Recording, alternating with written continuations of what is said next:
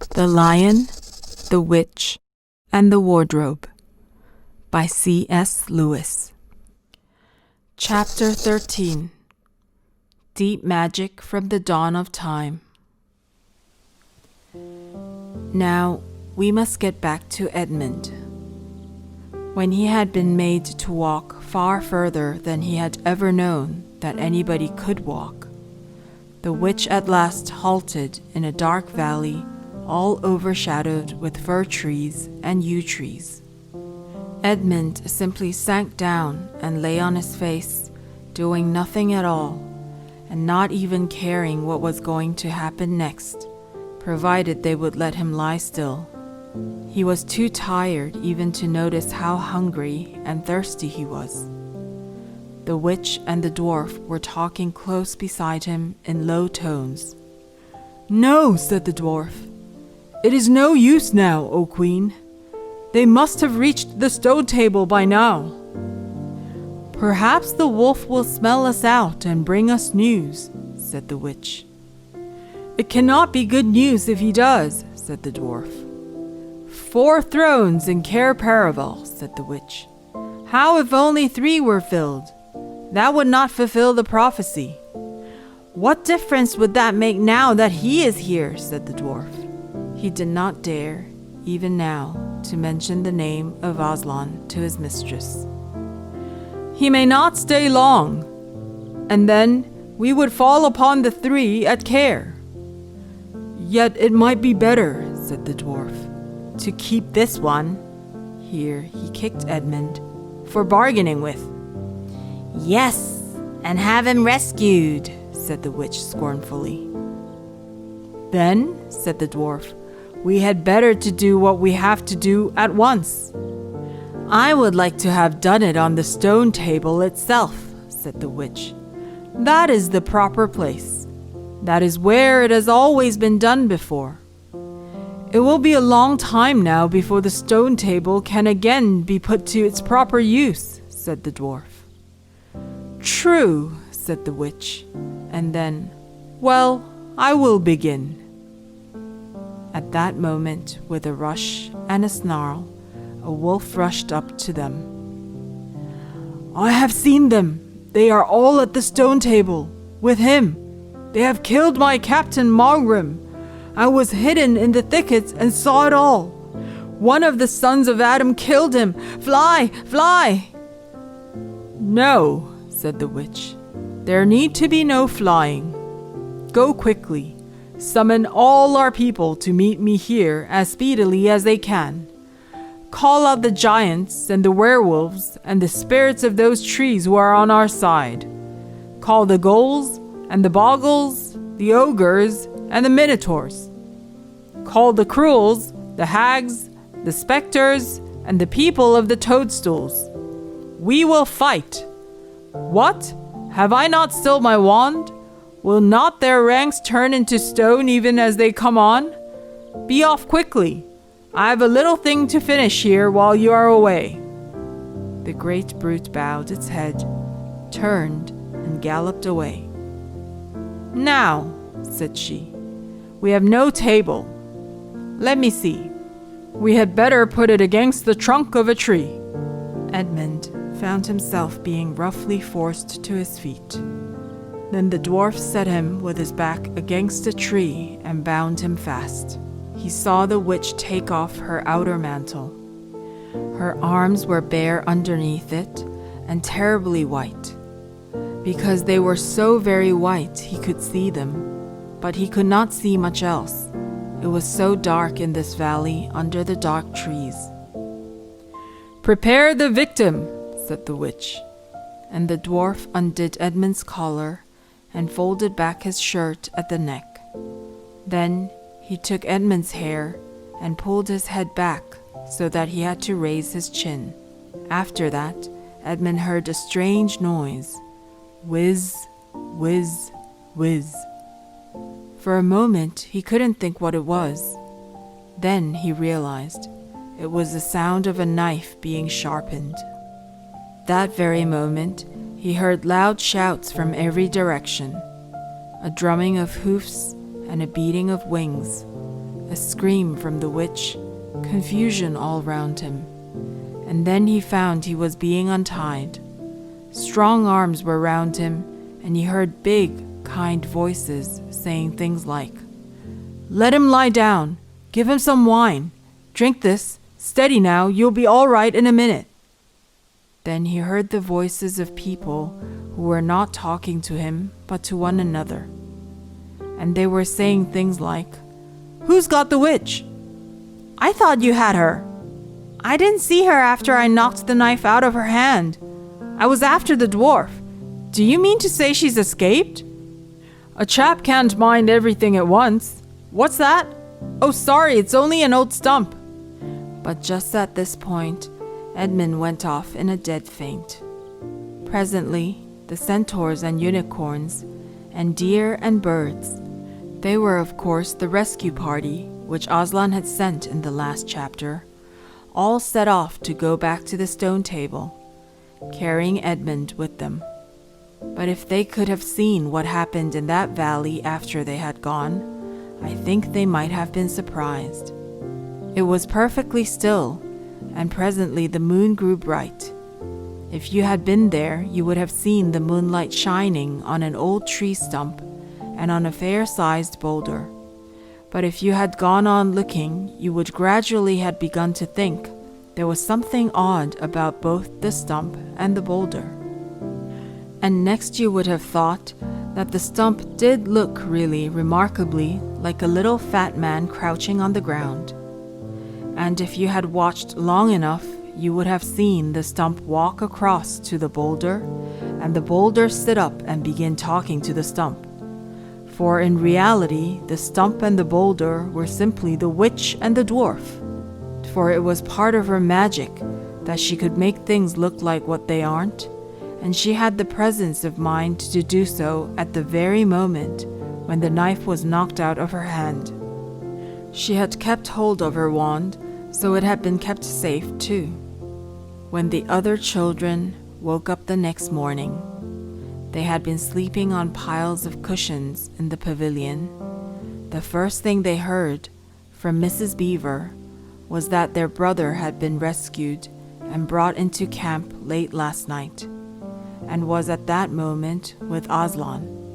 As soon as they had breakfast, they all went out, and there they saw Aslan and Edmund walking together in the dewy grass, apart from the rest of the court. There is no need to tell you, and no one ever heard what Aslan was saying, but it was a conversation which Edmund never forgot. As the others drew nearer, Aslan turned to meet them, bringing Edmund with him. "Here is your brother," he said, "and there is no need to talk to him about what is past." Edmund shook hands with each of the others and said to each of them in turn, "I'm sorry." And everyone said, "That's all right."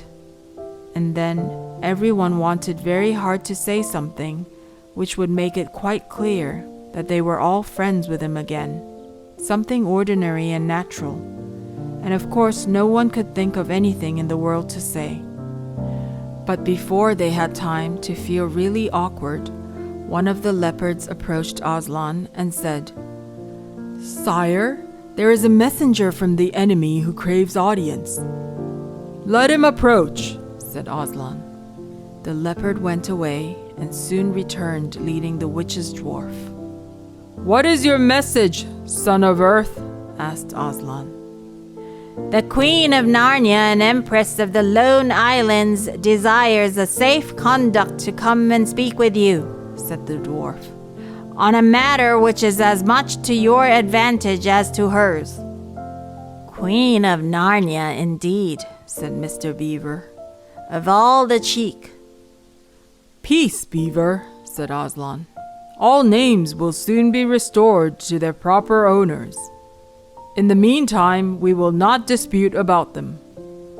Tell your mistress, son of earth, that I grant her safe conduct on condition that she leaves her wand behind her at that great oak."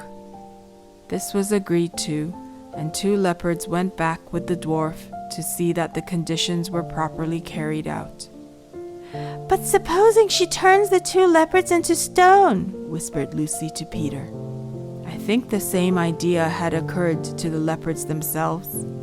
At any rate, as they walked off, their fur was all standing up on their backs, and their tails were bristling, like a cat's when it sees a strange dog.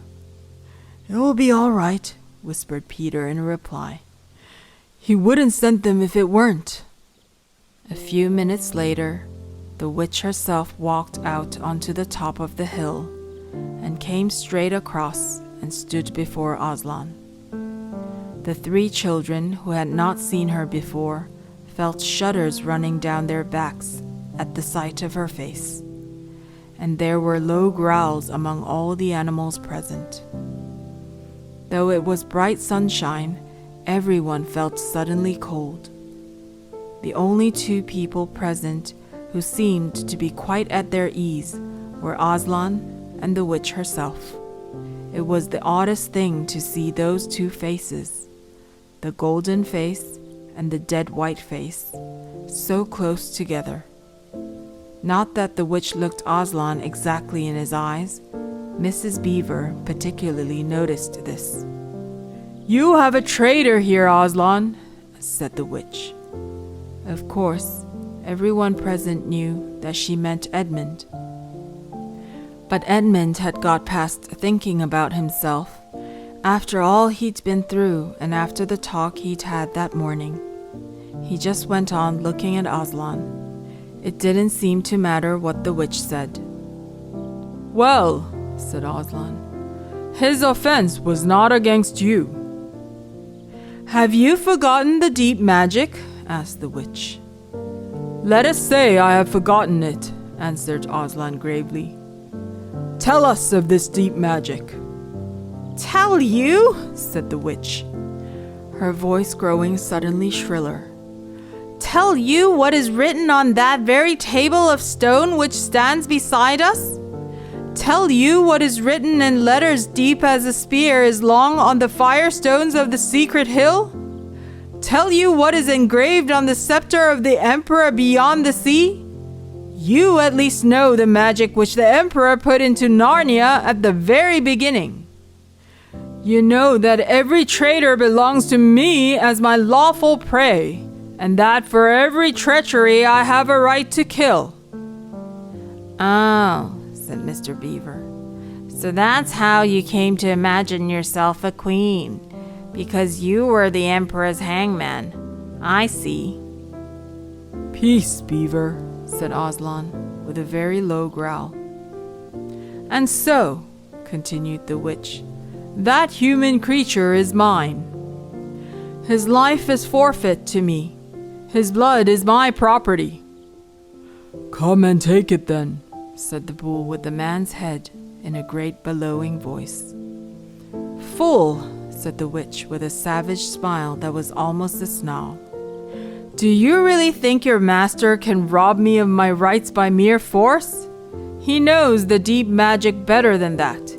He knows that unless I have blood as the law says, all Narnia will be overturned and perish in fire and water. It is very true, said Aslan. I do not deny it. Oh, Aslan, whispered Susan in the lion's ear. Can't we? I mean, you won't, will you? Can't we do something about the deep magic? Isn't there something you can work against it? Work against the emperor's magic? Said Aslan, turning to her with something like a frown on his face. And nobody ever made that suggestion to him again. Edmund was on the other side of Aslan, looking all the time at Aslan's face. He felt a choking feeling and wondered if he ought to say something. But a moment later, he felt that he was not expected to do anything except to wait and do what he was told. Fall back, all of you, said Aslan, and I will talk to the witch alone. They all obeyed. It was a terrible time, this, waiting and wondering while the lion and the witch talked earnestly together in low voices. Lucy said, "Oh, Edmund!" and began to cry. Peter stood with his back to the others, looking out at the distant sea. The beavers stood holding each other's paws with their heads bowed. The centaurs stamped uneasily with their hoofs, but everyone became perfectly still in the end, so that you noticed even small sounds like a bumblebee flying past, or the birds in the forest down below them, or the wind rustling the leaves. And still the talk between Aslan and the White Witch went on. At last they heard Aslan's voice. "You can all come back," he said. "I have settled the matter. She has renounced the claim on your brother's blood." And all over the hill there was a noise, as if everyone had been holding their breath, and had now begun breathing again, and then a murmur of talk. The witch was just turning away with a look of fierce joy on her face, when she stopped and said, "But how do I know this promise will be kept?" "Roar!" roared Aslan, half rising from his throne, and his great mouth opened wider and wider, and the roar grew louder and louder. And the witch, after staring for a moment with her lips wide apart, picked up her skirts and fairly ran for her life.